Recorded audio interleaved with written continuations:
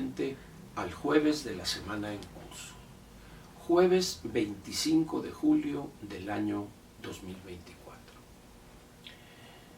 Voy a comentar con usted hoy algo acerca del tema que ha ocupado buena parte de la agenda política nacional, pero también esa buena parte ha estado concentrada en un número pequeñísimo de actores políticos que en verdad le entienden al tema. Es más, diría yo que de la cantidad de voluntarios, iba a decir glúteos veloces, pero no, voluntarios que se atreven a comentar sobre el tema, lo hacen sin el conocimiento profundo del tema y que deberían tenerlo antes de hablar, ese conocimiento, por la gravedad de lo que ese tema significa en la coyuntura política actual. Voy a señalar dos casos o dos personas que le entienden al asunto, en un caso por una formación en materia constitucional y una experiencia de decenios, y en el otro caso por su paso fructífero además por el Consejo General del INE. El primer caso es el doctor Diego Valadez, que constitucionalista non hoy en el país, en una entrevista radiofónica con don Joaquín López Dóriga, dio una explicación completa, clara, sobre cómo debe analizarse el artículo 54 de la Constitución, que es al que algunos abyectos, serviles y arrastrados, valga la redundancia de los adjetivos, ante López Obrador el bulto, no le entienden. Incluso tuvo a bien el doctor Valadez, con esa elegancia y calidad y esa bonomía que lo caracteriza, poner en su lugar a esta joven que por el hecho de haber llegado a la Secretaría de Gobernación y a otros puestos inmerecidos, piensa que ya sabe de derecho constitucional y también de derecho electoral, cuando la verdad sea dicha, es una ignorante completa en ambas materias. El otro caso es el doctor Ciro Murayama, que ha explicado una y otra vez desde hace varias semanas lo que representa como peligro para la democracia mexicana el no manejar correctamente o no resolver correctamente este asunto que parte de un cinismo extremo hasta una sinvergüenzada gigantesca por parte de Morena y sus seguidores. ¿Cuál sería yo? Me atrevería a agregar algo que en los dos casos no lo han mencionado de manera explícita. Es la irresponsabilidad a la hora de legislar de los integrantes del Congreso de la Unión. Cuando ha habido cambios constitucionales, ni caso tiene hablar de las legislaturas o de los congresos locales, porque esos les envían las cosas y simplemente aprueban lo que les dicen que hay que aprobar, con todo respeto dicho esto. Pero en el caso de los 628 legisladores federales, 128 senadores y 500 diputados, para no decir la totalidad, la casi totalidad de esos 628 ni idea tienen de las consecuencias de una pésima redacción del artículo 54, entre otros muchos, no crean ustedes que es el único caso. Hay una máxima legislativa aplicable al Congreso de la Unión: el que hace la ley hace la trampa. Los partidos políticos en México, con ese cinismo y esa sinvergüenzada que los caracteriza. Cuando hacen alguna reforma sustantiva, en este caso en materia electoral, lo hacen con la perversidad propia del bandolero. Aparentemente la complejidad de la redacción, los varios incisos o los varios numerales, tienen por objeto hacer tan rebuscado el tema que cualquier cosa mañana o pasado podrían ellos darle vuelta a lo que no les convendría. Y el caso del 54 y la sobrerepresentación no es la excepción. Miren ustedes, ¿por qué estamos metidos ahorita en este problema?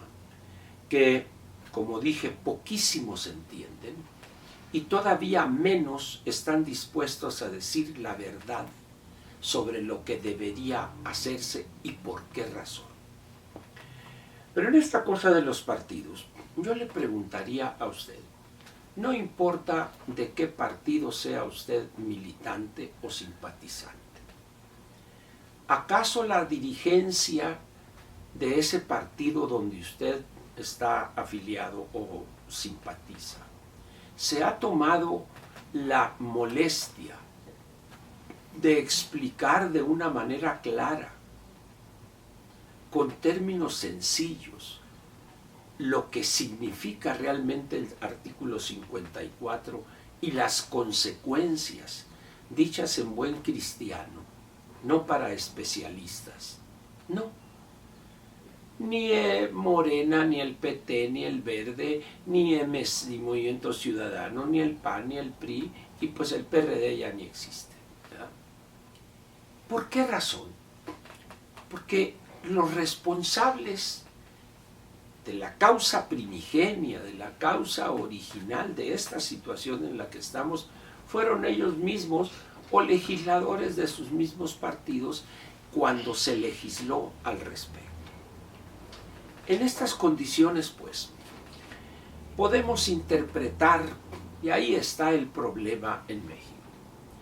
Cuando un artículo es confuso, en ese momento entra, es que la Constitución puede interpretarse literalmente, sistémicamente, y esto y el otro, y mientras son peras o son manzanas, aquellos hacen su desastre.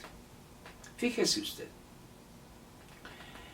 hoy enfrentamos este problema de la sobrerepresentación, pero hay otro tema del cual nadie habla hoy, porque también hay una confusión, una redacción confusa en el artículo 167 de la Ley Orgánica del Poder Judicial Federal, el que tiene que ver con los huecos que quedan en la Sala Superior del Tribunal Electoral cuando se cumple el periodo de 1 o 2 integrantes de esa sala.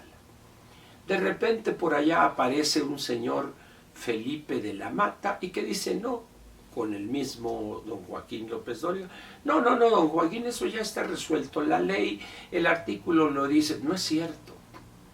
Quien lea con cuidado y con el conocimiento previo de lo que es el derecho electoral, el 167, se va a encontrar con que hoy la Sala Superior ha cometido una violación grave de la ley que le da sustento a esa Sala Superior.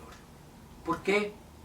Porque están atenidos no solo a la ignorancia del gran público, a la complicidad de los partidos políticos y a la irresponsabilidad de falta de ética y de honradez intelectual de los 5 integrantes de la Sala Superior. Y así podríamos encontrar muchos casos en la Carta Magna. Y termino con esto. Ante la confusión que se ha generado y que podría derivar en una crisis política, ¿quién ha mencionado siquiera lo que sucedería en caso de que esto llevare a una crisis constitucional? ¿Por qué razón? ¿Cuál es el origen de esta situación que hay en el tribunal? La negativa del jefe de Estado, el bulto López Obrador, a aceptar que el Senado de la República cumpla con su obligación constitucional de nombrar a los 2 magistrados que terminaron su periodo. Con cómplices como el arrastrado de Ricardo Monreal, que dice que con sus conocimientos en derecho constitucional lo único que hace es intentar cubrir lo incubrible.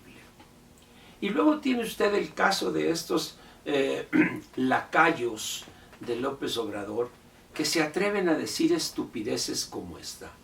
El pueblo votó por la representación.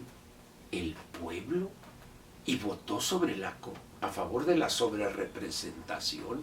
Dice uno, el cinismo, la falta de honradez intelectual debería tener límites también. ¿Por qué votó ese pueblo al que acuden ellos? Que además es un concepto inasible, inexistente. En una democracia debe hablarse de el ciudadano. ¿Qué fue lo que pasó? Él votó por una de 3 opciones. O Movimiento Ciudadano, que iba solo, o una coalición, Juntos Haremos Historia, o una alianza, esta del Fuerza y Corazón y Cuajo y no sé qué cosas. Por eso votó el ciudadano. En ninguna parte había una boleta específica. ¿Qué piensa usted de la sobrerepresentación? La primera opción, la acepta, etcétera, o la rechaza. Nunca. Es falso eso. Sin embargo, la abyección, ese arrastrarse de querer quedar bien con una cosa que es vergonzosa, los lleva a esos excesos. Estamos entonces pues aquí ante un debate o ante una situación, un alegato, cuyo origen nadie quiere mencionar. Y es no otro que la ignorancia, la abyección y la corrupción también de los integrantes del Poder Legislativo Federal, en este caso, las 2 cámaras del Congreso de la Unión. Hoy, este problema de la sobrerepresentación, este problema de la violación del 167 de la Ley Orgánica del Poder Judicial Federal, tiene ese mismo origen. Y como le digo, hay decenas de casos similares. En esas condiciones, como diría mi mamá, que Dios nos agarre confesados. ¿Por qué? Porque los de la mayoría, los que ganaron tantos votos, bien o mal habidos, como guste ustedes, ese no es el tema hoy de esta mañanera, el pueblo votó por la sobrerepresentación. Ante ese argumento, pues, ¿qué puede decir la oposición? Pues patalear, si quieren ustedes, lo que sea, ¿verdad? Pero esos problemas y los que nos tocará ver en los próximos años se deben no a otro elemento que a la irresponsabilidad, a la ignorancia, a la abyección y a la sinvergüenzada de los 628 integrantes de nuestro Poder Legislativo Federal. Así es que a esperar lo que nos va a causar daño en un sentido o en otro, pero eso sí, de sus efectos negativos no vamos a escapar. Muchas gracias y nos vemos mañana viernes para cerrar la semana. Gracias otra vez.